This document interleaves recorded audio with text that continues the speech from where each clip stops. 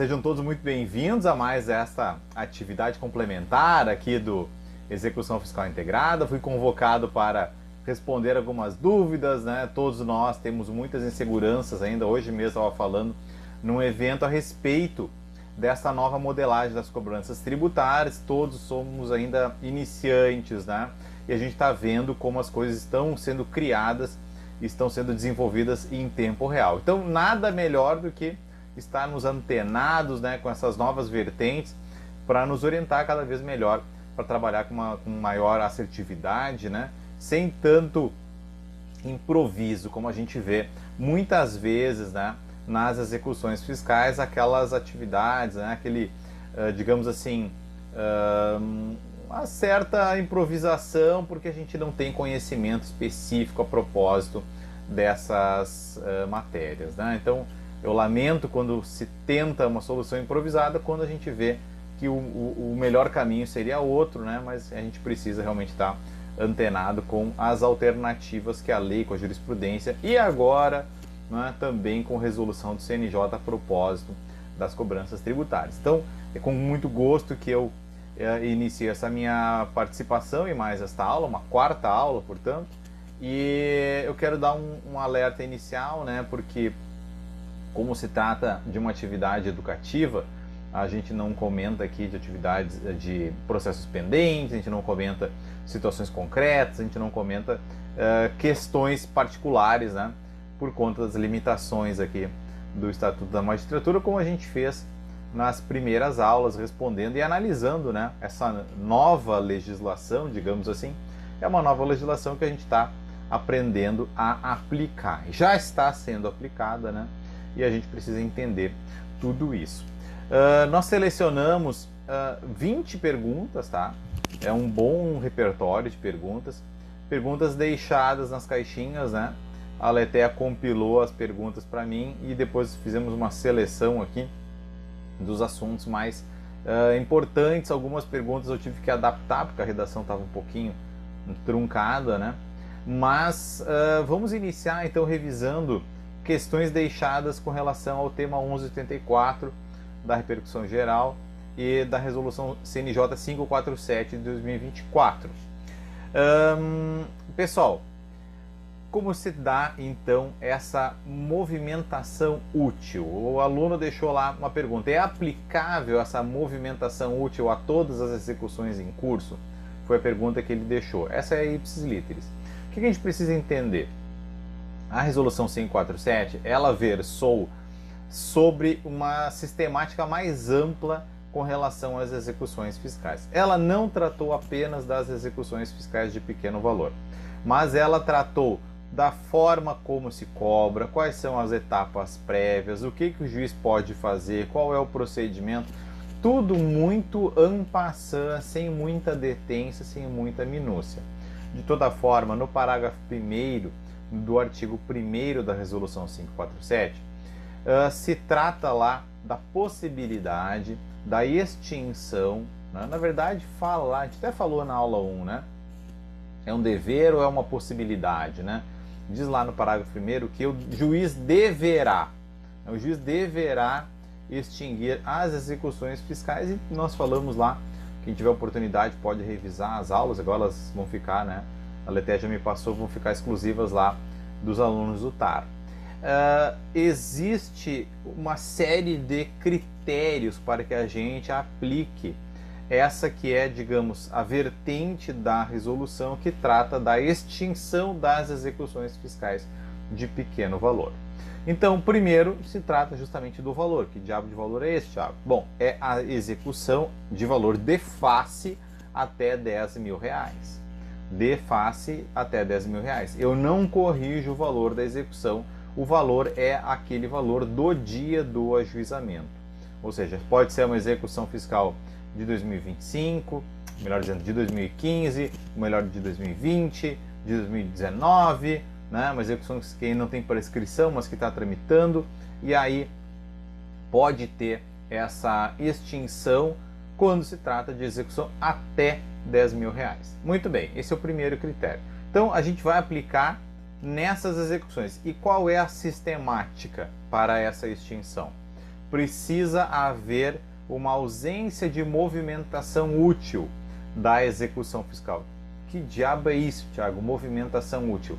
Bom, na própria resolução, parágrafo 1º do artigo 1º da resolução, está lá dito que a execução fiscal frustrada, né, pela não localização do executado ou pela não localização de bens penhoráveis, com outras palavras, tá? Mas para vocês entenderem. Então, execução até R$10.000, frustrada pela não localização ou do executado ou de bens penhoráveis. Essa não localização do executado pode ocorrer, mas na verdade se dá também muito por conta da... a gente supre isso com base numa citação por edital. Então a citação a gente consegue resolver, digamos assim, né? A gente consegue resolver a problemática da ausência de citação pela citação por edital. Mas a não localização de bens é sim realmente muito importante. Então a gente precisa associar os critérios, né, da execução fiscal que foi ajuizada, né, com valor de face de até R$10.000 e que, na verdade, na resolução fala inferior a R$10.000. Eu estou dando uma simplificada aqui para ficar mais, né, fácil de entender. Então, esse é o pequeno valor, né, até R$10.000. É uma execução frustrada pela não localização do executado, que a gente muitas vezes supre por uma citação editalícia, e que nós não tivemos localização de bens penhoráveis, certo? Então, a gente vai poder extinguir essa execução após um ano da sua necessária suspensão, na verdade, nesse aguardo de uma movimentação útil, né?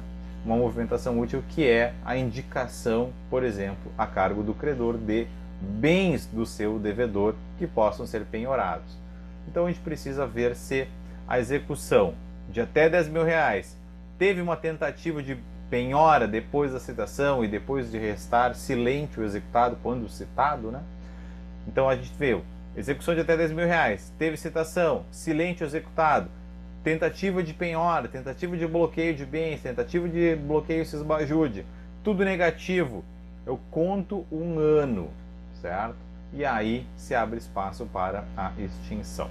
Então, por hora, nós temos essa regulamentação para as execuções de pequeno valor. Essas execuções, elas têm, hoje na palestra eu estava dizendo, a execução ela ganhou, essa de pequeno valor, um tempo de vida máximo, né, de um ano. Ou seja, eu vou tentar localizar bens penhoráveis, passou causa para extinção, né, depois desse um ano. Fechou? Essa foi a primeira questão, muitos assuntos que ela desperta.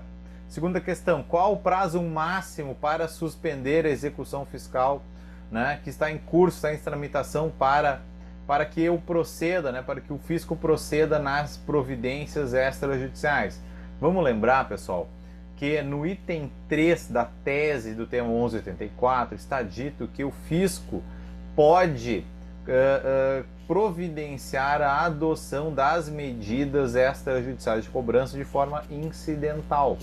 O fisco pode promover a notificação do seu devedor tributário para providências, para pagamento, e pode, frustradas essas tentativas de solução consensual, né, frustrado isso, tentar o protesto da CDA. São providências que devem ser feitas de forma incidental nas execuções fiscais que estão em tramitação, nessas de pequeno valor. Agora, qual é o procedimento para que se faça isso, para que o exequente providencie essas medidas não executivas ou medidas não judiciais? Bom, na resolução não se estabeleceu um prazo, melhor dizendo, na tese do tema 1184 não se estabeleceu um prazo específico para que fossem adotadas essas medidas extrajudiciais de forma incidental, ou seja, nas execuções que já estão em tramitação, já antigas, digamos assim, como está no enunciado da nossa questão. No entanto, a resolução 547, no parágrafo 5º do artigo 1º, permitiu que o exequente peça essa suspensão, que já foi aventada no item 3 da tese do 1184, peça essa suspensão por 90 dias.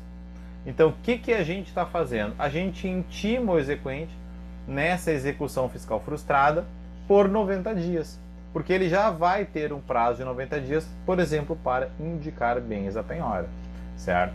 Passado esse prazo, a resolução permite aqui a extinção do processo. Essa é a liturgia aqui, o passo a passo da resolução. Então temos um prazo, né, na resolução de até 90 dias, porque no tema 1164 o Supremo diz que o exequente pode pedir a suspensão da execução para que ele providencie essas medidas de cobrança ou para que ele indique bens penhoráveis. Já na resolução, então, a gente foi além e temos esse prazo. Eu chamei aqui, deixei um materialzinho de apoio para vocês, depois a Letéia passa. É um prazo de respiro, é um prazo de sobrevida, é uma execução já que está, entre aspas, morta, mas ela ganha um sopro de vida para que se consiga indicar bens penhoráveis. E a terceira questão muito interessante. E aí, nessa suspensão, nós temos prescrição? Será que conta esta suspensão para a prescrição? E a resposta é sim. Se conta esse prazo, nesse prazo de respiro, né, de 90 dias, a gente vai contar também o prazo da prescrição. Tudo porque aquela prescrição para a repropositura da execução, ou seja, foi frustrada a execução, nós extinguimos essa execução, ela pode, essa prescrição, ou melhor, a gente extinguiu essa execução, mas o crédito permanece. Foi uma execução fiscal frustrada e nós podemos extinguir esse processo. Bom, o crédito em si mesmo não foi atingido, o crédito permanece. Daí que eu posso, né, ter uma nova propositura observado o prazo prescricional. E aqui a pergunta, como é que eu conto esse prazo prescricional? Vou considerar aqui uma tal de suspensão, alguma coisa desse tipo, nesses 90 dias?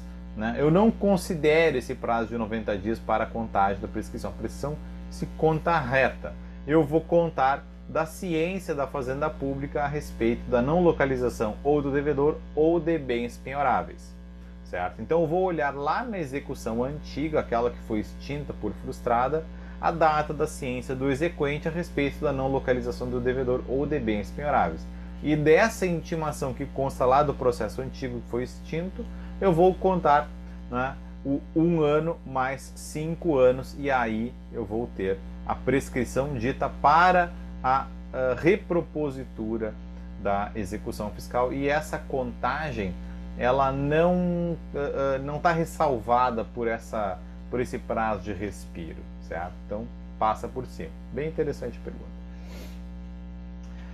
E se por acaso houver citação e aí depois não se teve uma movimentação útil, como é que funciona? Se aplica essa extinção?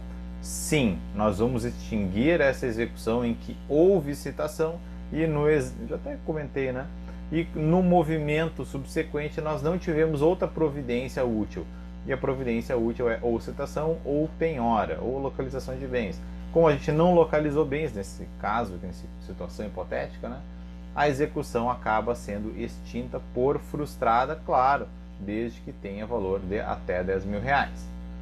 Vou trocar aqui, ficou invertido o valor com o I e o R no materialzinho de apoio para vocês. Então, é aquela simplificação que eu dei, que essa execução de R$10.000 ela tem um tempo de vida de 1 ano para fins de localização de bens penhoráveis. Após esse 1 ano, se abre espaço para extinção por conta do parágrafo 1º do artigo 1º da resolução 547. Na aula 2 eu tinha respondido outras perguntas interessantes também sobre a aplicação, né, sobre a resolução 547. Lá tem bastante assunto também, no material de apoio daquelas aulas também ficou bem rico, vocês podem aproveitar. Pessoal, as perguntas subsequentes que deixamos selecionadas aqui são sempre assim umas 4, 5 de cada assunto. O que acontece? Eu aglutinei as perguntas que elas estavam assim, digamos, salteadas, esparsas, misturadas, né? Eu separei essas perguntas utilizando aquela metodologia de ensino e aprendizagem que eu particularmente utilizo para estudar, para ensinar, para explicar, para escrever, enfim, que é a metodologia também que eu usei para gravar as minhas aulas lá no TAR, que é a metodologia separando os assuntos com base naqueles pilares fundamentais do rito, da responsabilidade, da prescrição, da defesa e lá por fim os honorários. Na parte dos honorários vieram algumas questões importantes que eu vou deixar para o final, também já separei questões sobre a 547 a respeito de honorários, vou falar lá pro final, certo? Bom, então vamos prosseguir aqui no nosso estudo. E agora eu separei algumas questões que diziam respeito mais propriamente ao rito. Toda essa temática da 547, do 1184, são temáticas que eu colocaria dentro desse grande guarda-chuva, que é o guarda-chuva, o pilar, né, do rito da execução fiscal, porque lá a gente estuda tudo a respeito do próprio crédito tributário e as situações que ele pode ser afetado, enfim, como é o caso aqui da extinção por pequeno valor ou os critérios de ajuizamento, como está lá no artigo 1º, né, da 547, como está no tema 1184, enfim, questões atinentes ao rito que vão desde o nascimento do crédito, como a gente viu na timeline, né, desde o nascimento do crédito até a extinção deste mesmo crédito, por exemplo, por pagamento ou uma extinção da execução por sentença. Aqui, então, eu separei alguns assuntos que dizem respeito mais ao rito. E a pergunta foi: e se não houver uma liminar na ação anulatória? Será que a Fazenda pode pedir a suspensão, não é, da execução sem pesquisar bens? Bem interessante essa pergunta. Aqui o que acontece? A Fazenda, o exequente, ele tem a livre disponibilidade da execução. O exequente pode pedir a suspensão, digamos, ao seu livre critério? Pode. Ah, mas Thiago, tem o Tribunal de Contas, vai ficar em cima. Sim, o Tribunal de Contas vai ficar em cima. A performance do procurador, da procuradoria, também vai importar. No entanto, o exequente tem a disponibilidade da execução e ele pode pedir não apenas a extinção, pode pedir também a suspensão da execução. Em que situação o exequente pode pedir a suspensão da execução, Thiago? Olha, pode, por exemplo, como acontece todos os dias na execução fiscal, por conta do valor, certo? Nós temos um critério, por exemplo, de R$5.000 para ajuizamento, passam-se os anos e sobe o critério para R$10.000. O que o exequente faz? Bom, eu peço a suspensão desses processos que estão abaixo do novo ponto de corte, da nova linha de corte do crédito tributário. Ele tem essa disponibilidade e a gente vai, claro, atender esse pedido de suspensão. Ok. Mas essa suspensão, ela pode ser uma decorrência de uma outra demanda pendente? Sim, pode ser decorrente de outra demanda, pode ser decorrente de outra demanda, só que a gente vai lembrar do seguinte: o mero ajuizamento de ação discutindo débito, tá? Isso é bem importante. A mera pendência de ação discutindo débito não impede o prosseguimento da execução. Tá? Isso é uma regra geral da execução. A mera pendência, o mero ajuizamento de uma ação discutindo débito não tem qualquer repercussão sobre a execução, no sentido de que não determina a extinção, não determina o sobrestamento da execução. Por isso que a pergunta trouxe, olha, e se não tiver liminar? A liminar, na imensa maioria das situações, vai suspender a exigibilidade do crédito lá na ação anulatória. Se está suspensa a exigibilidade do crédito, o que se faz? Se pega aquela decisão, né, suspendendo a exigibilidade, e isso é trasladado para a execução. Este crédito está com a sua exigibilidade suspensa. Isso, na verdade, deveria ser até um dever de ofício da Fazenda Pública, porque é, digamos, uma matéria de ordem pública a existência dessa causa de suspensão. É um dever de ofício não promover a execução quando está suspensa a exigibilidade.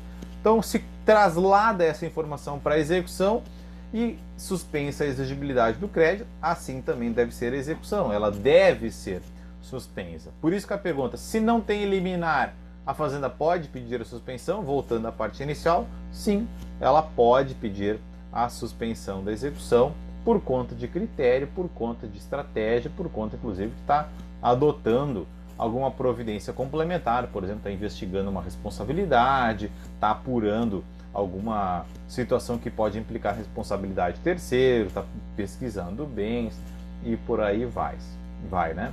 Então a pergunta fala, precisa previamente de pesquisa de bens? Não, não precisa, né, ter pesquisa de bens por parte do exequente. Vou até anotar aqui, ó. Não é necessária, para ficar bem completo para vocês, a prévia pesquisa de bens penhoráveis. É possível o sobrestamento. Muito bem. Quinta questão, interessante. Sexta questão. E aí, e o credor pode receber no judiciário, né? Ele pode buscar receber no judiciário quando não consegue receber pelas vias administrativas? Sim, claro, ele pode buscar no judiciário quando não consegue receber pelas vias administrativas. O que acontece, pessoal? Hoje mesmo eu estava falando. É possível execução fiscal de pequenos valores no Brasil? Quem arrisca dizer? Sim, é possível o ajuizamento de execução fiscal de pequeno valor. É sempre possível o ajuizamento da execução fiscal de pequeno valor?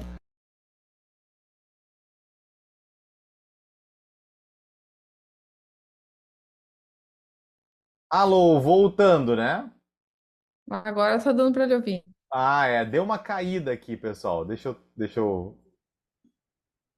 Voltando. Eu falava, tava até informando aqui no WhatsApp aqui pro suporte, ela até. Deixa eu abrir um materialzinho aqui. Então, é possível, a pergunta é possível a execução de fiscal de pequeno valor no Brasil? Sim, continua sendo plenamente possível a execução fiscal de pequeno valor. De forma incondicionada, não. Nós temos condições impostas por essa nova modelagem das cobranças tributárias para que possamos ter execução fiscal de pequeno valor. Por exemplo, eu posso ter pronta execução fiscal, independentemente de valor, quando eu tiver indicação de bens penhoráveis. O exequente pode, na inicial da sua execução fiscal de pequeno valor, já de pronto apontar esse bem, né, para que seja expropriado, para que seja penhorado ou expropriado na execução fiscal. Então, esse ajuizamento, apesar de possível, não é incondicionado. Existem outras circunstâncias que podem impactar aqui no ajuizamento. Bom, a gente está vendo assim como se fala aqui no Rio Grande do Sul, né? No andar da carroça, as melancias vão se ajeitando, né? As coisas estão se ajeitando. Mas a gente está estudando conforme as coisas já estão acontecendo em tempo real. Muito bem. Então é indispensável, né? E aqui é o segundo lado da pergunta. Na verdade, é indispensável a intervenção do judiciário para fins da expropriação de bens. Vejam só, no Brasil não é possível, né, via de regra, como regra geral, né, a expropriação, a retirada da disponibilidade, né, a penhora, o confisco de conta bancária, por exemplo, através de atividade administrativa. Existem algumas exceções, tem lá na alienação da fiduciária em garantia, existem algumas exceções na própria execução do SFH, mas não é a regra geral. E a regra geral no tributário é nós precisarmos de execução, precisarmos ter, né, da provocação do judiciário. E essa provocação, sim, continua sendo possível, evidente, mediante alguns condicionamentos. Né? Então, o que o aluno colocou? Para que serve o judiciário? Afinal de contas, se o exequente, o credor, precisa ficar utilizando de medidas restritivas, né? Por exemplo, o protesto, precisa ficar buscando seu crédito pela via administrativa. Por que, né, que existe judiciário para isso, né, dentro desse contexto? Bom, existe porque a expropriação continua sendo uma tarefa exclusiva do judiciário, certo? Então a gente justifica, né, o trabalho do judiciário porque a expropriação, o leilão, né, continua sendo uma atividade exclusiva. Sobre o entendimento mais recente do STJ, sétima questão. O devedor não fica livre de despesas judiciais se a extinção da execução se deu por conta da não localização do devedor ou de não localizados bens penhoráveis? Olha só, se fez aqui um paralelo, a gente vai voltar a falar lá nos honorários, mas se fez um paralelo aqui na pergunta com relação à extinção da execução com base na prescrição, em virtude, né, de que a execução não chegou a bom termo por fatores inerentes à própria condição do executado. Então o que acontece? Se uma execução resta frustrada porque o executado não tem bens penhoráveis, palavras assim bem simples, significa que o exequente não tem culpa, né? Ele não deu causa a uma execução indevida. O exequente não deu causa a uma execução indevida. Quem deu causa à extinção, quem deu causa à própria execução, foi propriamente o executado. Porque ele tinha débitos que têm presunção de liquidez certeza, débitos que são da sua responsabilidade, porque assim constam da certidão de dívida ativa. Portanto, o executado, ao ter provocado dessa forma, com sua recalcitrância, né, por não ter buscado solucionar o seu passivo tributário, ele deu causa a essa execução. E nessa medida, quando a execução frustra e acaba sendo extinta, né, a gente não pode condenar o exequente em honorários, certo? E a questão das custas, ele continua responsável, executado, né, continua responsável pelas custas, porque são também ônus da sucumbência, que afinal de contas ele deu causa à própria execução fiscal. Portanto, a regra geral é que o devedor tributário ele vai responder pelos honorários, vai responder pelas despesas processuais, pelas custas, porque deu causa à execução em função do seu inadimplemento, certo? Isso é um pensamento, uma cultura que se construiu na prescrição intercorrente e a gente imagina que também vai se aplicar aqui na extinção do pequeno valor, certo? E essa mesma sistemática de responsabilizar o executado, certo? Essa responsabilidade do executado pelas custas, pelas despesas, por exemplo, também é aplicada lá no protesto. Protesto que se tornou uma tarefa obrigatória ao exequente, protesto se tornou um procedimento obrigatório, era proibido, virou facultativo e agora é obrigatório. Um protesto que se torna obrigatório para que o exequente, né, movimente depois, acaso não pago, movimente a execução fiscal. Portanto, o protesto, além de se tornar obrigatório, se aplica essa mesma lógica, né, que o devedor deu causa ao protesto e o devedor vai ser responsabilizado por esses ônus, né, pelas despesas do protesto, dos emolumentos. O que o devedor vai fazer? Ele vai pagar o título protestado e vai pagar as despesas lá para o tabelionato de protestos também. Fiz até uma live esses tempos e a professora Karen, ela falou, olha, o protesto é muito mais econômico que uma ação judicial. Enquanto que numa ação judicial é 10% ou 20% no caso do encargo legal, ou em caso de pronto pagamento 5%, no protesto é muito menos. Então é tipo 1/10. Então lá também se vai aplicar a mesma lógica que responsabiliza o próprio devedor. Muito bem. 8ª pergunta. Averbação de indisponibilidade. Olha só que interessante. Tivemos uma indisponibilidade decretada, no entanto, essa indisponibilidade não redundou numa efetiva constrição, como a gente sabe que em algumas circunstâncias acontece. Eu até dei uma aula no YouTube esses tempos sobre o rito da penhora de veículo. E é um rito que muitas vezes se faz de forma documental. Certo? Como se faz isso de forma documental, Thiago? Me explica isso que eu não estou entendendo. Funciona basicamente o seguinte, ó. Eu faço uma ordem de indisponibilidade via Renajude, certo? Isso se aplica também para outros bens sujeitos a registro em imóveis, notadamente, né?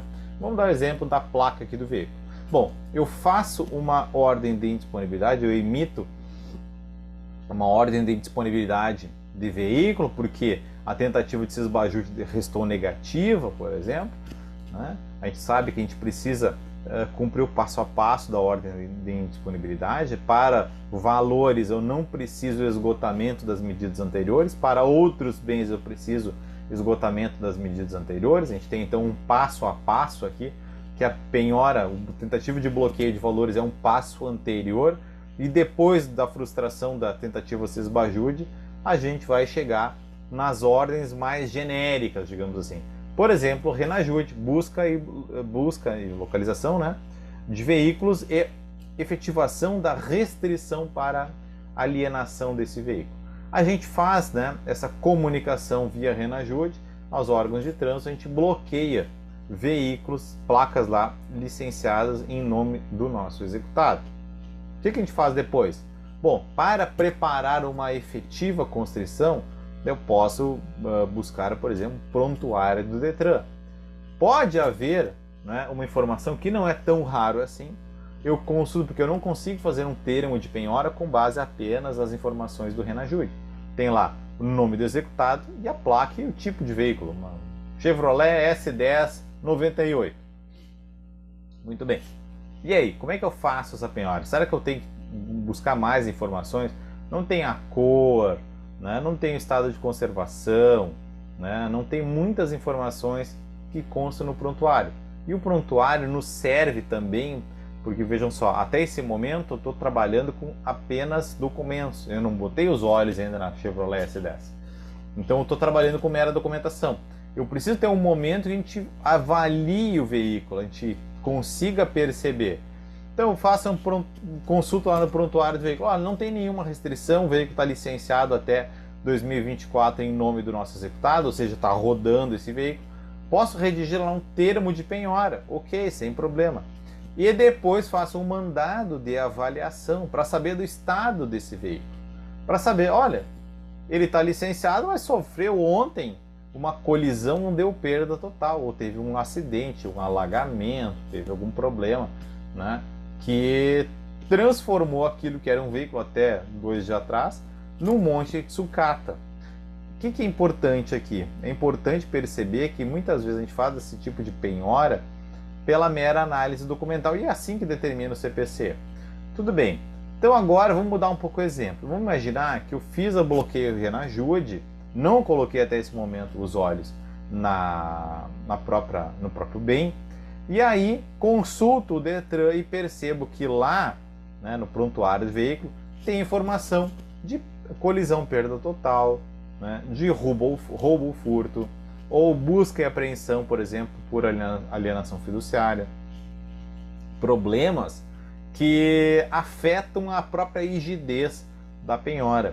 Problemas, né, num caso de roubo ou furto, o bem nem existe mais. Tá lá a placa, né, indisponibilizada no Renajude, mas a gente não sabe qual é o estado propriamente desse veículo. Daí que é importante a gente verificar a condição do veículo. Bom, a gente fez uma avaliação documental e tem roubo ou furto, né? Ou não tem nenhum problema documental, a gente expede o mandado de avaliação, vai ao oficial de justiça e eles não, esse carro eu já vendi há não sei quanto tempo, está aqui a documentação, ou esse carro tem um sinistro, às vezes o carro está sinistrado, né? Tem uma colisão a título de perda total, mas ele não tem seguro, está lá no pátio do executado. É ainda um veículo? É na verdade uma sucata de um veículo. Então não vou muitas vezes ter uma efetiva constrição quando eu tive uma indisponibilidade anterior. Essa indisponibilidade trazida aqui na pergunta é uma indisponibilidade preparatória, certo? E eu posso ter uma efetiva constrição depois? Claro, posso ter, mas eu posso ter uma desconstituição dessa indisponibilidade, já que o bem não existe mais, ou está desfigurado, ou perdeu seu valor. Claro, eu posso desconstituir essa indisponibilidade. Então vejam só, a ordem de indisponibilidade, depois de efetivada, ela pode não redundar numa efetiva constrição, certo? E daí não vai se ter nesta ordem de indisponibilidade aquela condição exigida, né, para que a execução seja levada a bom termo. Na verdade, esse tipo de problema, né, de bem perecido, alguma mácula, significa que essa ordem de disponibilidade não atingiu um bem verdadeiramente útil, certo? Imagine, um veículo tem a averbação de roubo ou furto no prontuário. É um veículo que nem existe mais. A gente tem a placa indisponibilizada no Renajude, mas o bem não existe mais. Então essa ordem de disponibilidade não é uma efetiva constrição e também não é uma efetiva movimentação ou uma movimentação útil do processo. na verdade se transformou numa movimentação inútil. Então, isso é uma lógica que já vem das execuções fiscais por prescrição e agora se faz presente também nessas execuções fiscais frustradas pela não localização do executado ou de bens penhoráveis. Tá bom? Bem interessante isso aí. Nona pergunta. Professor, CDA de IPTU que traz informações que deveriam estar no termo de inscrição, né? No termo da dívida ativa, termo de registro na dívida ativa. No entanto, não estão no termo. A gente pode ter colidências. Vou só trocar aqui, ficou no termo no termo. Conforme. Aqui. Conforme artigo 2º da LEF. Muito bem. A gente pode ter informações na certidão que não estão no termo. Olha só, pessoal, o que acontece? A certidão é um espelho do termo. É no termo de inscrição que estão todos os aspectos atinentes à dívida. Precisa estar lá não apenas o débito e o devedor, mas precisa estar lá a discriminação da base legal que fundamenta todos os aspectos do débito. Precisa ter a base legal dos encargos moratórios. Eu preciso ter o vencimento dos débitos. E eu preciso ter esses débitos devidamente discriminados. Eles não podem estar somados de forma que sejam assim. IPTU de 2019, 20, 21, 22, 23. E agora 2024, ajuizando a execução fiscal. Certo? Não pode estar misturado assim, né? Não pode estar aglutinado. Tudo tem que estar devidamente discriminado. Mais do que isso, todas as informações atinentes ao débito não podem estar apenas na certidão, mas precisam estar também no próprio termo. Porque, vejam só, a certidão é um espelho do termo, né? A certidão é um espelho do termo. Quando, na verdade, o juiz manda retificar a certidão, ele manda retificar o próprio termo. Porque eu não posso retificar só a certidão, enquanto que o termo é outra, diz lá outra coisa. Entendem? Então, o termo, a certidão não existe sem o termo de inscrição. Tá? E a gente sabe que a gente não pode, né, substituir o nome do devedor no termo e tampouco eu posso, não é, retificar um termo quando está tudo misturado ou quando, né, a fundamentação não é uma fundamentação completa, assim, não é uma fundamentação congruente com relação ao débito. E agora vamos seguir. A gente falava das situações do rito e o próximo pilar nessa linha pedagógica é o pilar ou a faceta da responsabilidade ou redirecionamento da execução fiscal. O redirecionamento é uma decisão processual que visa fazer uma responsabilização de direito material. Então a gente tem duas facetas de direito processual: o redirecionamento, é uma questão incidental na execução, e de outro lado a responsabilidade enquanto uma questão de direito material que é efetivada ao longo da execução mediante também um contraditório que é diferido. Enfim, tem muito pano para manga para falarmos sobre a responsabilidade. Mas a gente trabalha a responsabilidade em muitas situações, mais de 90% se trata de dissolução irregular. Temos outras temáticas? Sim, temos muitos outros redirecionamentos. Um redirecionamento que é possível, embora não tão frequente, diz respeito à sucessão tributária inter vivos. A gente tem muito sucessão tributária causa mortes, né? Responsabilidade do espólio, quando os herdeiros eventualmente podem responder pelos débitos tributários. Hoje mesmo publiquei uma notícia do STJ sobre a responsabilidade. Eu brincava, pode até a segunda geração ser afetada na execução fiscal. Bom, então a gente tem o redirecionamento por causa mortes, né?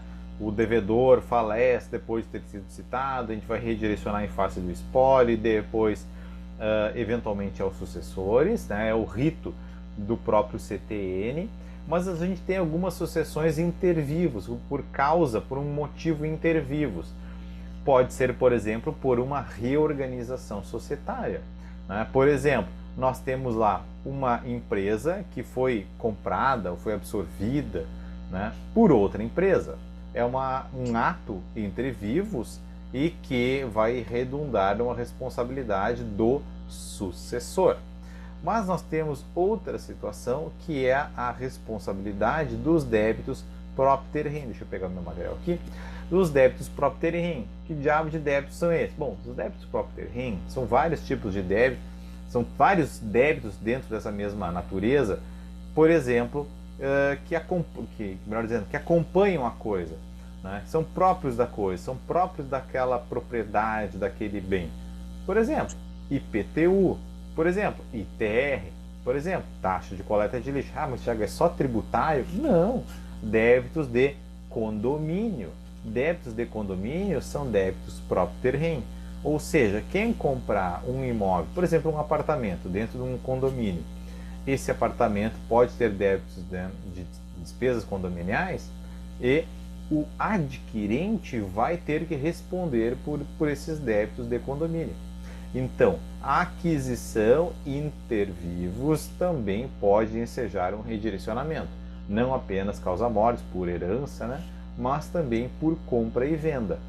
O comprador responde pelos débitos não apenas de condomínio, mas também os débitos tributários, como eu dei os exemplos do IPTU, da taxa de coleta de lixo e do ITR.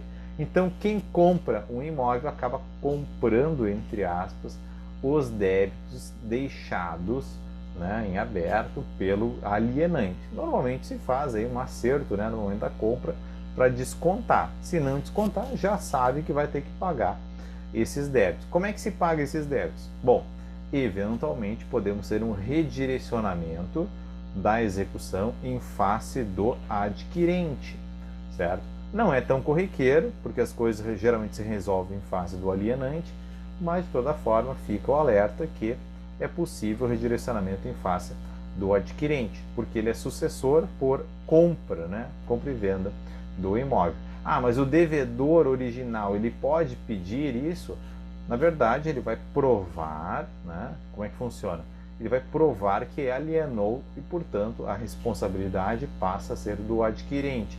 E, adiante disso, o próprio exequente pode pedir o redirecionamento em face do adquirente, né? Ficou meio rimado, né? Adquirente com exequente com adquirente, mas o exequente, a fazenda, ela pode, né? Esse exequente pode pedir o redirecionamento em face do comprador, ou do donatário, ou do quem permutou, e por aí vai. Mas o que não pode é o executado pedir o redirecionamento. O redirecionamento é uma prerrogativa do credor fazendário. Tá bom? Questão 11. Gostaria de saber sobre o rito do redirecionamento, se tem contraditório e ampla defesa. Muito boa pergunta. Sobre essa pergunta, a gente precisaria ter um curso inteiro para responder isso aí. Mas eu vou dar alguns insights assim bem importantes. Como eu disse, o redirecionamento por dissolução irregular é a maior parte da fatia, digamos uns 90% dos casos. Todos os dias a gente redireciona execuções por conta de dissolução irregular. E como é que funciona? Bom, vai lá, o oficial de justiça percebe que a empresa não está localizada no seu domicílio fiscal. A gente até deu um exemplo lá nas aulas, né, quando a gente tratou da timeline da prescrição, falar um pouquinho da prescrição para o redirecionamento do tema 444. Vai lá, o oficial de justiça percebe, essa empresa não está mais localizada no seu domicílio fiscal. Era um restaurante, agora tem um estacionamento, ou seja, não é mais a mesma coisa. Era um restaurante, agora é uma ferragem, não é mais a mesma empresa. Tudo bem, e aí então, havendo esse indício de que ela não está mais localizada no seu domicílio fiscal, a súmula 435 faz uma inversão do ônus da prova. A gente presume, porque a presunção inverte o ônus da prova, né? Então, a gente presume que ela se dissolveu irregularmente. A gente tem a certeza disso? Não, a gente não tem. Ela pode ter se mudado para um outro local, né? E não ter comunicado na junta comercial, por exemplo, por lapso, enfim, se deixou essa informação perder. Bom, então a gente presume que ela se dissolveu irregularmente porque ela não foi localizada no seu domicílio fiscal. E aí a gente pode redirecionar a execução, que tem mais um mundo de regras. Lá no TAP tem todas essas regras explicadinhas, né, os temas repetitivos, os entendimentos do STJ, como se aplica o 135 do CTN, como se aplica na execução fiscal, quando tem ITPJ, quando não precisa, enfim. É uma vasta informação sobre isso. Mas vamos deixar isso aí de lado, o juiz determina o redirecionamento. Então o juiz pega a execução que está caminhando para cá e dá uma guinada de 90 graus. Né? Encaminha a execução para um outro executado, para uma outra pessoa. Por isso que é redirecionar. Estava caminhando para cá, agora a gente vai direcionar para cá. Bom, esse redirecionamento, vejam só, eu presumi que teve dissolução irregular. Essa presunção inverte o ônus da prova. Eu redireciono independentemente da intimação prévia do co-executado para a defesa, de forma que o contraditório ele é diferido. Como é que é diferido, Thiago? Bom, esse terceiro vai ser citado como devedor na execução e ele vai poder, via embargos de devedor, comprovar que no final das contas ele não tem essa responsabilidade que a gente presumiu que ele tivesse. Presumiu por conta da dissolução irregular, porque a dissolução irregular responsabiliza aquele sócio gerente do momento da dissolução irregular, tá bom? Então o procedimento, em rapidíssimas palavras, do redirecionamento é basicamente esse, né?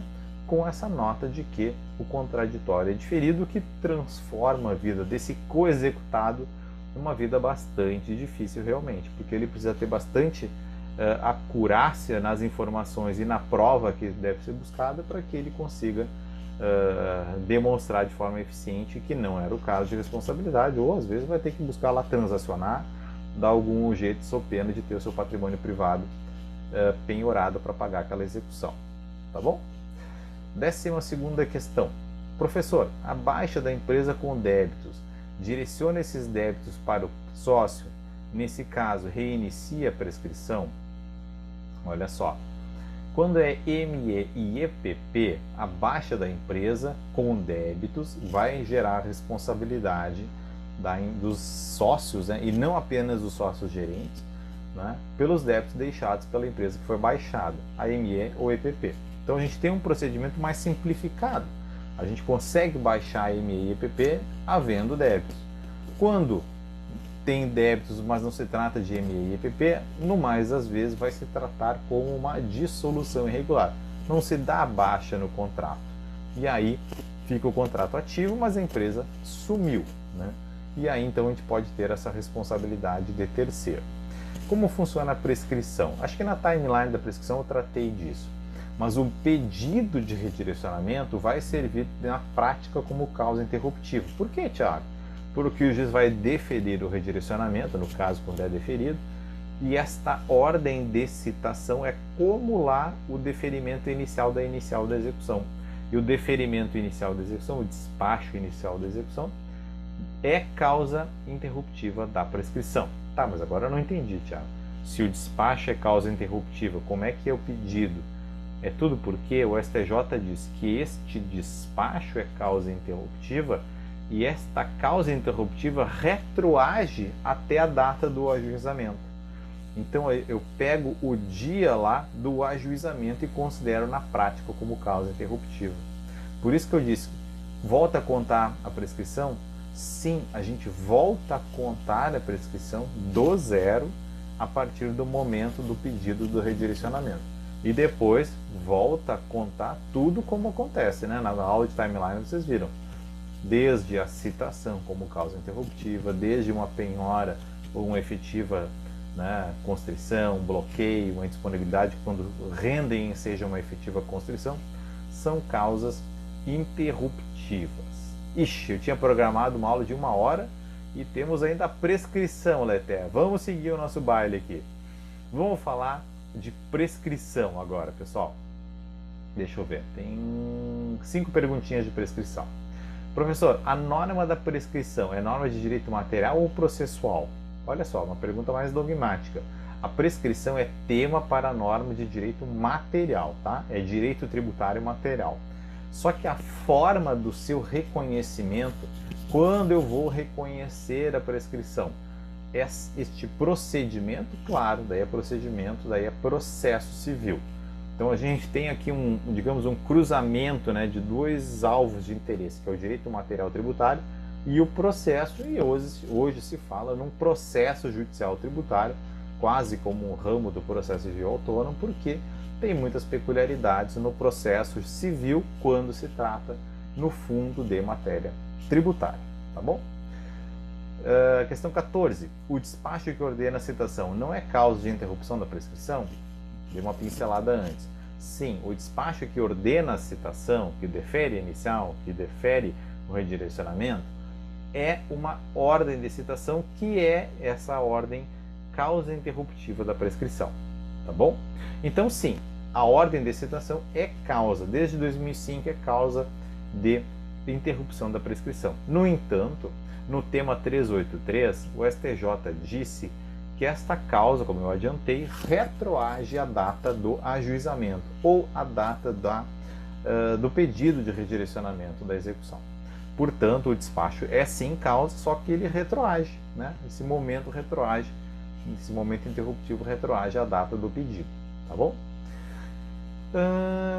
Extinção sem citação versus súmula 106 do STJ.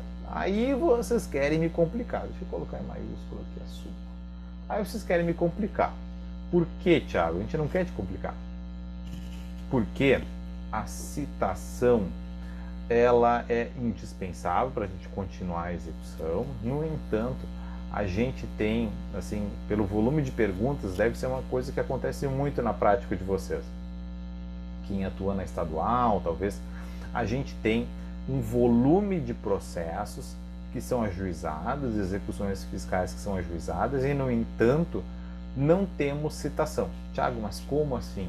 É porque a carta demorou para ser expedida, porque não se localizou o executado naquele endereço, porque o oficial de justiça recebeu o mandado, não cumpriu, não foi lá, não conseguiu, devolveu, teve problemas, não localizou. Então, problemas que vão, digamos, dilatar o prazo aqui para a efetivação da citação. Como é que funciona isso aí, então?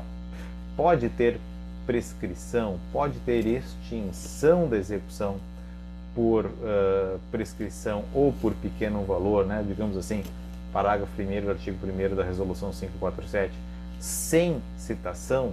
Sim, certo? É possível no caso da extinção por pequeno valor. A Resolução 547 é explícita nisso, tá? É explícita nisso, no sentido de que a ausência de movimentação útil é uma ausência de movimentação que pode também ser causada pela ausência de citação, tá? Então não é apenas pela ausência de penhora, né? A movimentação útil que é exigida, né, ou a ausência de movimentação útil também pode redundar, pode, enfim, transparecer diante de uma ausência de citação. Ou seja, não tem citação, a movimentação do processo não foi uma movimentação útil. Portanto, sim, é possível que nós tenhamos extinção da execução fiscal que não tenha citação, tá? É bem possível a contar do ajuizamento. Isso na conjugação das regras da Resolução 547, tá bom? Sim. Vou até colocar aqui. É possível nas situações do parágrafo 1º do artigo 1º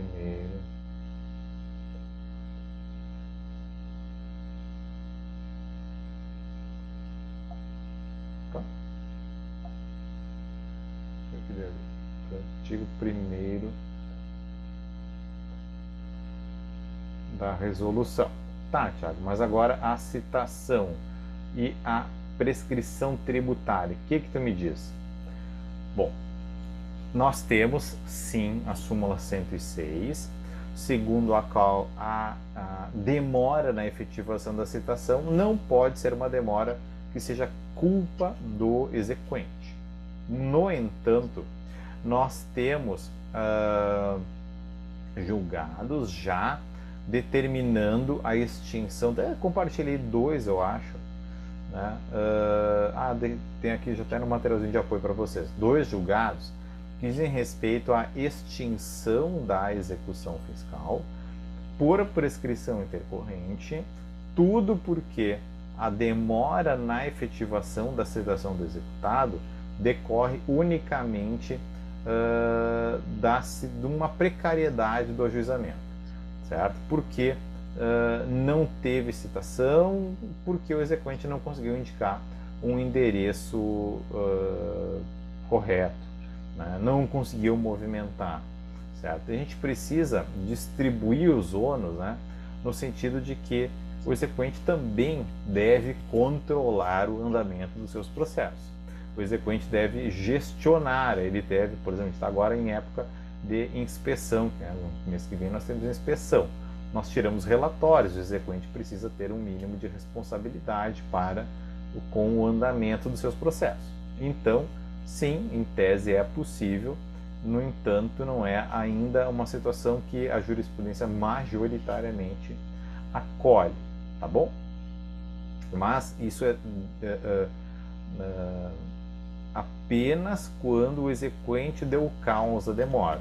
Quando o judiciário inadvertidamente não movimenta, já fica um pouco mais complicado. Embora eu particularmente entenda que o exequente pode, não é? Pode gestionar, pode impulsionar, pode requerer, pode manifestar interesse, pode tirar um relatório, pode pedir o impulsionamento dos seus processos, né? Pode pedir a expedição de uma carta de citação, de mandado de penhora, de bloqueio, cisbajude, enfim, quando está determinado e a secretaria, por exemplo, não cumpriu, tá bom? Vou deixar aqui 2 julgados interessantes aqui para vocês sobre isso, tá? Já na resolução 547, como eu falei, é bastante óbvio pela própria redação do parágrafo 1º do artigo 1º. Muito bem, vamos adiante. No caso de pedido extrajudicial de parcelamento, certo? E o parcelamento, há 2 efeitos, o interruptivo e o suspensivo, bem interessante. Bom, olha só, o mero pedido de parcelamento é causa de interrupção da prescrição. Não temos dúvida com relação a isso, súmula 653 do STJ. Portanto, mero pedido, mera formalização, adesão a programa de regularização, enfim, qualquer providência desse tipo, né, mesmo que o parcelamento seja indeferido, mesmo que ele não seja honrado, mesmo que ele não pague a primeira parcela, mesmo que seja rompido por qualquer razão, por descumprimento das regras do próprio parcelamento ou do programa de regularização, esse pedido interrompe a prescrição. Tá, então eu já entendi, Thiago. Parcelamento é causa de interrupção, correto. E a prescrição fica correndo? Não. Por quê? Porque o parcelamento suspende a exigibilidade do crédito. E suspensa a exigibilidade do crédito, falta um dos pilares, acho que eu falei lá na aula 1, na aula 3, melhor dizendo, da prescrição. Falta a própria existência de um débito exigível. Né? Nós precisamos, para que tenhamos prescrição, nós precisamos que exista uma situação, um direito de crédito, né, que é exigível, que não foi exigido, que não foi satisfeito durante um certo tempo, que correu sem interrupções, e um tempo que está previsto em lei, em matéria tributária, em lei complementar. Então são uma série de exigências para que nós tenhamos a consumação da prescrição, e aqui em especial a prescrição tributária. Portanto, faltando a exigibilidade do crédito, o crédito não é exigível, faltando a exigibilidade, faltando a previsão em lei, faltando o tempo, faltando o inadimplemento, não temos prescrição. Então, suspensa a exigibilidade do crédito, suspensa também está a prescrição, tá bom? Então, como é que funciona na prática? Bom, pedi o parcelamento, comecei a pagar, fica suspensa a prescrição ao longo do parcelamento. Rompido o parcelamento, por exemplo, parou de pagar, bom, é rescindido o parcelamento, volta a se contar do zero a prescrição, certo? Por quê? Porque o parcelamento interrompe. No tributário, volta a contar do zero, certo? Só que volta a contar do zero se o parcelamento não for pago. Para cobrar o saldo não pago, eu vou considerar desde o rompimento do parcelamento mais 5 anos da prescrição tributária. tá bom? Leilão infrutífero. Olha só, leilão infrutífero. Teve ou não uma efetiva constrição para fins da prescrição intercorrente? E aí? Olha só, pessoal. O resultado do leilão, vamos imaginar, fiz uma penhora de uma máquina extratora ou uma vassoura industrial, coisas que a gente percebe às vezes nas penhoras na execução fiscal. Um equipamento ou um veículo, não importa, o que seja. Penhora nós temos e vai para leilão. Bom, no leilão não se liquida esse bem, porque já não tem saída no mercado, porque é um bem customizado, porque é um bem muitas vezes de um mercado muito específico, ou porque não tem interesse para comprar em leilão quando no mercado tradicional se compraria com financiamento, com garantia, com teste, se compraria um bem apropriado às necessidades da pessoa. E no leilão é uma coisa de oportunidade, até por isso que o valor acaba sendo mais baixo, tá bom? Então, nós temos uma efetiva constrição? Via de regra sim. Via de regra sim, porque ela foi avaliada e por isso chegou ao leilão, certo?